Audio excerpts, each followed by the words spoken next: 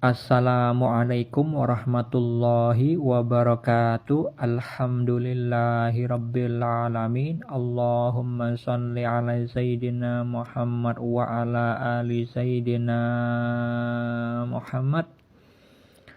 Sore ini saya bagikan penjelasan tentang takdir karena masih banyak orang yang bingung tentang takdir. Ada tayangan di YouTube pernah saya lihat ada seseorang yang bertanya kepada penceramah yang mana beliau itu menanyakan, kalau misalkan Allah itu yang mentakdirkan manusia bermaksiat, kenapa masih dimintai pertanggungjawaban? Insya Allah seperti itu pertanyaannya. Tetapi penceramah tersebut muter-muter jawabannya, akhirnya tidak terjawab juga atas apa yang ditanyakan. Oleh karena itu, video ini akan menjelaskan insya Allah sesimpel mungkin, to the point, dan mudah-mudahan mudah dipahami. Yang perlu diketahui sebelumnya tentang tujuan manusia itu diciptakan adalah untuk beribadah kepada Allah. Sebagaimana firman Allah di dalam surat Az-Zariyat ayat 56. Dan di dalam beribadah kepada Allah, itu pasti diuji oleh Allah dengan ujian keburukan dan kebaikan sebagai cobaan, sebagaimana firman Allah di dalam surat Al-Anbiya ayat 35. Dan diuji juga dengan perintah dan larangan, sebagaimana Allah berfirman di dalam surat Al-Insan ayat 2. Yang banyak tidak disadari oleh manusia adalah kemampuan pada diri manusia itu adalah ciptaan dari Allah. Banyak orang yang tidak menyadari itu, sehingga sulit untuk memahami tentang takdir atau keputusan Allah.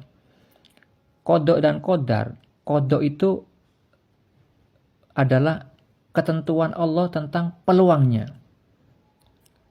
Peluang-peluang yang akan terjadi, peluang-peluang yang akan dipilih oleh manusia, baik dan buruk. Sedangkan qadarnya itu tentang kadar, keputusan yang Allah berikan setelah manusia itu memilih.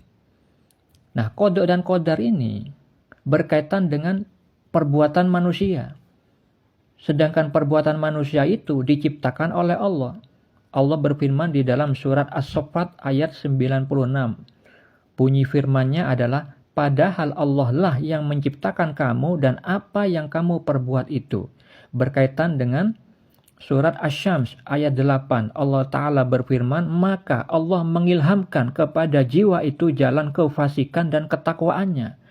Allah itu menciptakan manusia bebas berkehendak, berpeluang bisa berbuat fasik atau pelanggaran atau maksiat, dan juga bebas bisa berpeluang berbuat takwa, lahir dan batin. Kedua peluang itu adalah ujian bagi manusia untuk dipilih. Oleh karena itu Nabi Muhammad bersabda, wajib atas setiap muslim itu menuntut ilmu.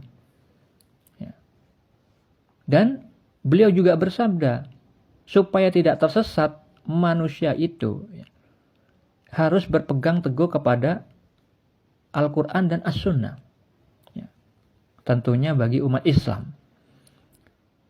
Beliau bersabda, tidak akan tersesat selama berpegang teguh kepada kitab Allah, yaitu Al-Quran dan As-Sunnah Rasulnya.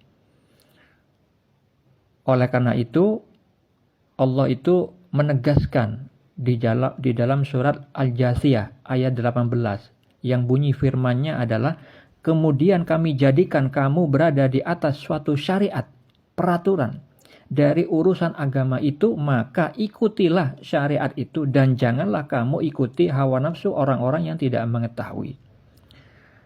Jadi, manusia itu dituntut untuk memilih, dituntut untuk mengikuti peraturan atau syariat. Di dalam mengikuti syariat itu harus memiliki ilmu terlebih dahulu mengenai Al-Quran dan As-Sunnah. Bertanya kepada orang yang paham tentang Al-Quran dan As-Sunnah. Sebagaimana Allah menganjurkan di dalam Al-Quran itu, kalau tidak tahu, tanyalah kepada orang yang mengetahui. Tanya kepada ahlinya, yang hatinya bersih, orang yang bertakwa lahir dan batin. Kalau misalkan orang sudah mengetahui panduan hidup yang ada di Al-Quran dan As-Sunnah, menjalani kehidupan nanti bisa terarah. Sehingga nantinya peluang-peluang keburukan itu bisa diminimalisir. Nah, berkaitan dengan amal, jangan lupa juga tentang hadis dari Nabi Muhammad SAW yang menjelaskan tentang penciptaan manusia. Hadisnya agak panjang, tapi saya baca pada bagian tengahnya saja tentang 4 ketetapan. Ketika manusia itu berada di dalam janin kandungan ibu, di saat usia 4 bulan, malaikat itu meniupkan ruh kepada jasad manusia bersama 4 ketetapan. 4 ketetapan itu isinya adalah rezeki, ajal atau batas usia. Yang ketiga itu amal. Yang keempat masa celaka atau masa bahagianya. Masuk neraka atau masuk surga. Nah, 4 ketetapan itu salah satunya adalah amal. Amal yang dimaksud di dalam hadis itu adalah peluang-peluang manusia di dalam berbuat. Nah, berkaitan dengan surah Asy-Syams ayat 8 yang tadi saya bacakan, bahwa Allah itu memberikan kemampuan kepada manusia bisa berbuat fasik atau pelanggaran atau maksiat, dan bisa juga manusia itu berbuat takwa.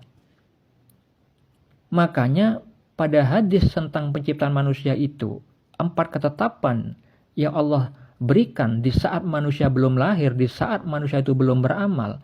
Pada 4 ketetapan yang terakhir itu disebutkan masa celaka atau bahagianya. Nah, di situ letak keputusan Allah, takdir Allah nanti di situ. Ketika ketetapan yang ketiga berupa amal itu orang memilih keburukan, melanggar tuntunan syariat, tidak mengikuti syariat Allah, melanggar Al-Quran dan As-Sunnah, maka Allah memutuskan dihukum. Akhirnya mendapat masa celaka. Jadi kodoknya itu peluangnya diberi kebebasan memilih baik dan buruk. Manusia yang memilih di dalam menjalani kehidupan. Kalau dia berbuat jahat, Allah hukum. Allah takdirkan, Allah beri keputusan, Allah beri takdir di hukum celaka. Nanti kalau mati dalam keadaan bermaksiat, ia masuk neraka, dihisap, diminta pertanggungjawaban. Karena apa? Dia memilih dengan hawa nafsunya, makanya dihisap, dimintai pertanggungjawaban.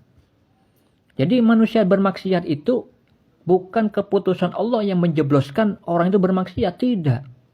Tapi karena manusianya sendiri, makanya di dalam Al-Quran Allah itu berfirman tentang Allah, bahwa Allah itu tidak berbuat kezoliman kepada hamba-hambanya sedikit pun.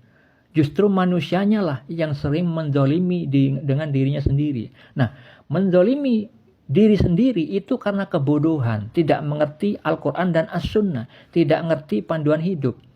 Ketika kita ingin masak saja, masak supaya ingin mendapatkan rasa masakan yang enak, itu harus mengetahui resepnya terlebih dahulu. Bayangkan, ingin mendapatkan hasil rasa masakan yang enak, tapi tidak mau tahu tentang resep masakan. Gimana bisa enak? Orang yang sudah tahu resep saja harus berlatih supaya bisa menghasilkan rasa yang enak. Ini ada orang gak mau tahu resep terus menginginkan rasa masakan yang enak. Gimana? Sama juga orang ingin selamat tapi gak mau tahu tentang Al-Quran dan As-Sunnah, gak mau mempelajarinya. Akhirnya terjerumus kepada kemaksiatan, dianggap Allah mentakdirkan kemaksiatan. Akhirnya kebodohan seperti itu mengakibatkan celaka di seluruh hidupnya. Oleh karena itu, kenapa Allah itu menghisap? Karena itu tadi, manusianya yang memilih. Dia memilih buruk, melanggar syariat. Allah hanya memberi peluang, bisa berbuat jahat atau takwa. Dialah, manusianya lah yang memilih buruk, sehingga Allah memberikan takdir keputusan masuk neraka, dihukum. Seperti itu saudara-saudariku. Seperti di sekolah, ada ujian, ada jawaban yang salah dan benar. Murid sudah diberi pelajaran, tapi ketika ujian kalau misalkan salah, ya gurunya memutuskan tidak naik kelas. Apakah gurunya yang disalahkan? Tentu tidak. Nah, seperti itulah pemahaman yang singkat tentang takdir. Semoga memahami. Assalamualaikum warahmatullahi wabarakatuh.